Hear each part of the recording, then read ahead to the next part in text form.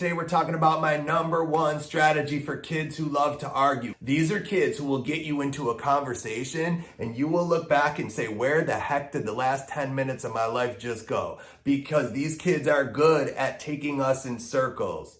The number one strategy for kids who love to argue is to use questions instead of statements. Think about it like this. For kids who love to argue, statements are their fuel, questions are their kryptonite.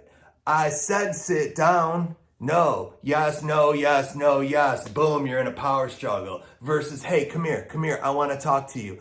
Can you please explain to me why you think it's okay to stand instead of sit? Why do you think that's an okay thing to do right now? I'm just curious. Instead of ready, we don't talk to adults like that. It becomes, hey, come here, I want to talk to you. Come here, I'm curious. Where in your life have you learned to talk to adults like that? Notice how by using a question, I disarm the student.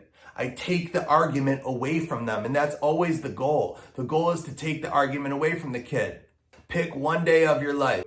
From the minute you wake up in the morning until the minute you go to bed at night. For one full day, you're only allowed to use questions and see what happens. Mr. Mendler, what? What's the homework gonna be? I don't know. That's a good question. What do y'all think it should be? You think it should be 10 problems? 15 problems? Mr. Mendler, what? What's the consequence gonna be if I break that rule? Oh my gosh, that's such a good question, and I'm not sure. What's it gonna take to get you to stop calling people names? I mean, you and I both know the first 5 things I've tried this year haven't worked. Do you have any ideas for me?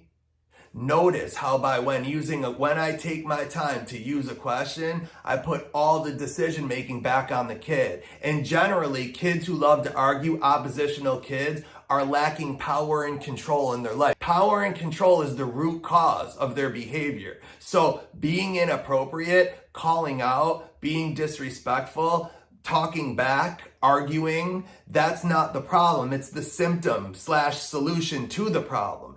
Power and control A kid is the kid who goes home and they believe in their life that they're in complete power and they have complete power and control. And the truth is they do. These are kids who go home and they play video games all night. They hang out till whatever time. They watch TV all night. There's no structure really in their life. So these kids are like, yo, I got complete power and control in my life. And then all of a sudden I come to school and you teacher, you're trying to take that from me. And I don't want to give that up very easily. And then there's the other home life, which is the home life of certain teachers, truthfully, right? This is the home life where, everything is so incredibly structured and organized. The kid feels like they have no power and control. These are the kids where literally every single detail of their life is thought out for them. And so they're craving power and control because they don't get it in their life.